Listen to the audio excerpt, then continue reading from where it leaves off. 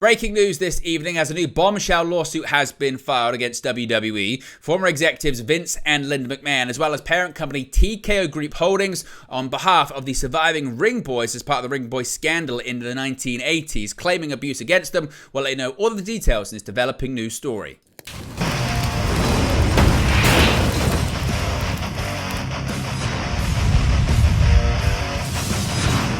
Hey guys, welcome back to Wrestling News 365. Hope everyone is doing very well. As always, there are plenty of news stories to get into in the world of professional wrestling. Let's get straight into this story. As I mentioned, a bombshell lawsuit has been filed against WWE, former executives Vince and Linda McMahon, as well as parent company TKO Group Holdings, as part of the Ring Boys scandal that surfaced in the 1980s. Now, on Wednesday, 5 men who had worked as Ring Boys for World Wrestling Entertainment as young teenagers in the 1980s filed a lawsuit alleging that they were groomed and sexually abused by Ring crew boss and ring announcer Mel Phillips on the company's watch.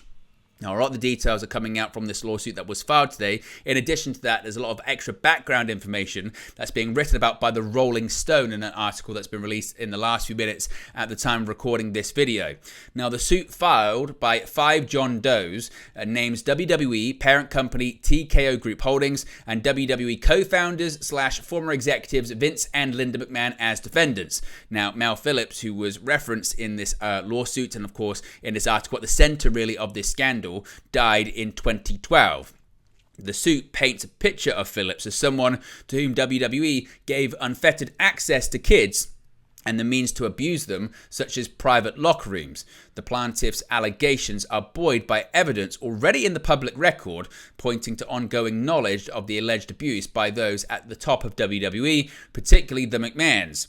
While there are 2 previously known lawsuits by former Ring Boys alleging sexual assault against Phillips, this filing marks the first time that the McMahons have been named personally as defendants. It directly ties Linda, the co-chair of Donald Trump's 2024 transition team, to the alleged cover-up of child sexual abuse. Quote, "Thanks to the extraordinary courage of our clients, we now have the opportunity to hold accountable the WWE and its leaders for the last 40 plus years, Vince and Linda McMahon, who enabled the rampant abuse of these young boys," attorney Greg Gutzler told Rolling Stone in a statement. Quote, "The WWE organization and the McMahons had a higher duty to protect the Ring Boys, yet they failed in the most appalling way. The complaint details just some of the facts underlying this scheme of abuse. We are certain there will be significant developments in the coming months that will illuminate even further the systemic corruption and abuse inside the WWE. We are committed to uncovering the truth behind this long-running, insidious abuse, and we honor our clients' bravery by vowing to relentlessly pursue justice on their behalf," end quote. Now, WWE, TKO, Vince and Linda McMahon did not immediately respond to requests for comment, but this story, of course, in future videos will be updated if indeed we do get any comments or any statements by any of the parties named in the lawsuit. Now, a March 2020 fact sheet from children's rights think tank Child USA, backed by almost 24 citations, notes that in the overwhelming majority of cases, child sexual abuse victims delay disclosing their abuse, often by decades. Quote, "Trauma that results from the abuse, power differentials between the child victim and adult perpetrator, and institutional power dynamics all impact the delay," notes the report. Other factors contributing to the victim's reluctance to come forward, according to the report, include lacking the knowledge of anatomy or bodily autonomy to recognize the sexual abuse, the vocabulary to describe it, and a trusted adult to disclose to, as well as fear of not being believed if they do disclose. Quote, "The foregoing admissions and accounts established that not only that the defendants knew or should have known about Phillips' sexual harassment and abuse of the Ring Boys, but the defendants failed to protect the Ring Boys and knowingly fostered and allowed a culture of sexual misconduct to permeate the WWE," reads the complaint. The specific causes of action being cited in the complaint against all defendants are negligence, as well as negligent hiring, training, and retention. Now, Phillips allegedly preyed on children who worked for him and had been publicly discussed since 1992, when the San Diego Union Tribune reported that Tom Cole and Chris Loss, who had worked as ring boys, accused Phillips of abusing them in service of his foot fetish. But outside of wrestling-centric fanzines, daytime television and tabloids, especially the New York Post, the story was largely ignored by major media outlets. At the time, Vince McMahon told the media that he had long suspected children were not safe around Phillips. Those comments came in the larger context of a reckoning about the prevalence of anabolic steroid abuse by the WWE roster, as well as allegations of sexual harassment against Phillips' direct supervisor Terry Garvin and Garvin's own childhood friend turned superior Pat Patterson.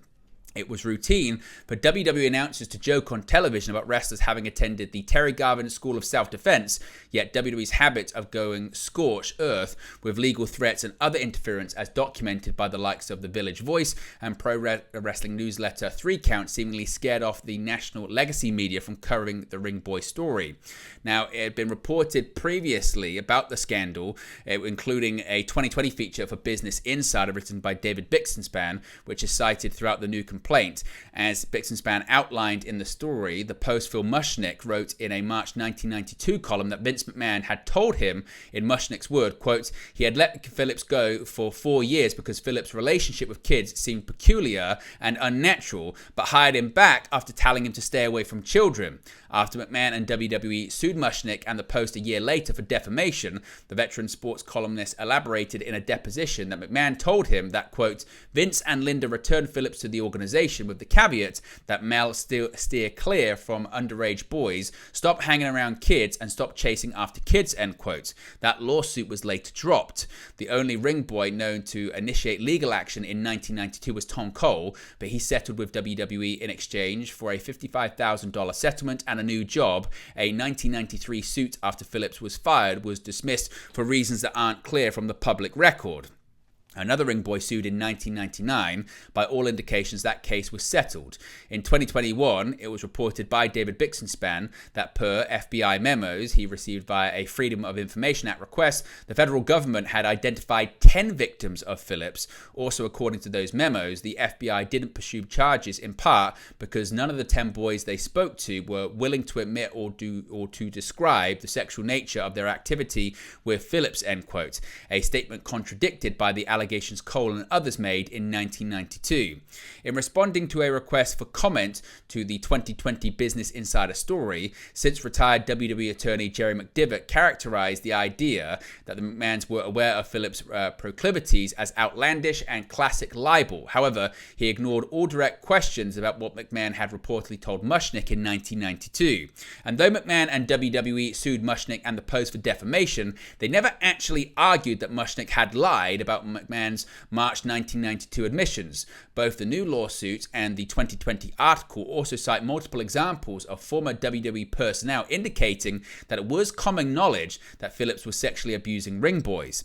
In addition, as reported on David Bixenspan's Substack blog in 2021 and also cited in the 2024 complaint, records obtained from a Freedom of Information Act request and exhibits in the Mushnick lawsuits show that both WWE in 1992 and the FBI in 1993 came into possession of a videotape that showed Phillips doing exactly what multiple boys had accused him of doing, forcefully rubbing a boy's foot on his crotch. Now, in the new lawsuit, 4 of the 5 men described the abuse taking place in the first half of the 1980s, with John Doe 2 saying that his abuse extended into 1989 after Vince McMahon had fired and then rehired Phillips. All 5 described sexual abuse that began with Phillips targeting them as wrestling fans he met at or around shows he was working on, or in social situations near his home in Philadelphia. In the complaint, John Doe 1, a 13-year-old in 1981 to 1982, who was attempting to avoid physical abuse at home, describes a grooming process that began with Phillips giving him access to an arena and locker room area, including a private room over which Phillips had control. The day they met, he alleges, Phillips groped his genitals genitals, but tried to play it off like a mistake. According to the complaint, a few weeks later, Phillips stripped down to his underwear in his hotel room and wrestled the boy, suffocating him while disregarding his protests, massaging the boy's legs and licking his bare feet. This is where at the start of the escalating cycle of abuse John Doe 1 alleges. The next time John Doe 1 saw Phillips was at a WWE show in Springfield, Massachusetts, according to the complaint. There he says Phillips introduced him and two other boys to various wrestlers before bringing them to a private room with an attached bathroom. Quote, Phillips then took the boys into the bathroom and began hugging them and touching their legs, genitals and buttocks, reads the complaint. Phillips started grinding his genitals on the boys, and John Doe 1 could feel that Phillips was aroused. Later, he alleges Phillips drove John Doe 1 and a second boy from Springfield to Philadelphia for a show at the Spectrum and rubbed Doe's leg throughout the trip. John Doe 1 provides a particularly lengthy and detailed narrative of abuse, approximately 7 or 8 instances over a 12 to 18 month period, after each of which Phillips allegedly gave him money and told him not to tell his parents. Other instances got way worse than this. It included painfully manipulating his feet, licking them for a long time, forcing John Doe 1 to touch Phillips's own genitals with his mouth and hands, and trying to also actually physically sexual assault him. After an incident where he alleges that Phillips tried to sexually assault him and other boys in a hotel room, Doe says he was so scared that he cut off contact. John Doe 2, 13 at the time, met Phillips outside an arena in Massachusetts in 1984. In this case, Doe alleges that Phillips didn't make much of an effort to groom him. Quote, after talking about wrestling, Phillips said he wanted a favor and to follow him to the dressing room, according to the complaint. Once there, Phillips threw him to the ground, got on top of him, took off his shoes, and began pulling and twisting his feet and toes in a painful way. Phillips also put John Doe 2's feet near Phillips's crotch, and it felt like he was sexually aroused. Phillips also pressed his hands against the buttocks and groin area of John Doe 2. In the complaint, John Doe 2 alleges that Phillips continued with similar abuse in other hotel rooms and in a private arena locker room, recording the abuse on his video camera. Quote, Phillips would be able to grab and fondle his feet and body, including touching his buttocks between the legs and in the groin, the complaint adds, embedding a photo of Phillips pinning him down with his knee bent back and a foot in Phillips' face. John Doe 2 witnessed Phillips similarly abusing other young boys, the complaint adds after the photo. He also alleged that Phillips took photos and videos of the abuse. John Doe 3 was living in a foster home in Pennsylvania when he met Phillips in the early 1980s. Quote, when they met, Mel explained who he was, asked if he liked wrestling, and helped to meet a couple of wrestlers and offered to take him to Philadelphia for a show, reads the complaint. Phillips would pick him up and driving to Hamburg, Pennsylvania, where WWE did tapings. WWE's final taping in Hamburg was on May 30, 1984, so this suggests the abuse took place before then. Quote, Phillips wrestled him to the ground and started squeezing and twisting his feet to make him submit, reads the complaint's description of one hotel room incident. While wearing nothing but a small t-shirt and underwear, Phillips got rougher by pinning him on his back. Phillips then rubbed his genitals on John Doe 3's legs and feet until it was over. After they fell asleep in the same bed, Doe 3 alleges that Phillips grinded up against him and also repeated, it's okay, it's okay. The next morning, Phillips drove him home and paid for his ring crew work.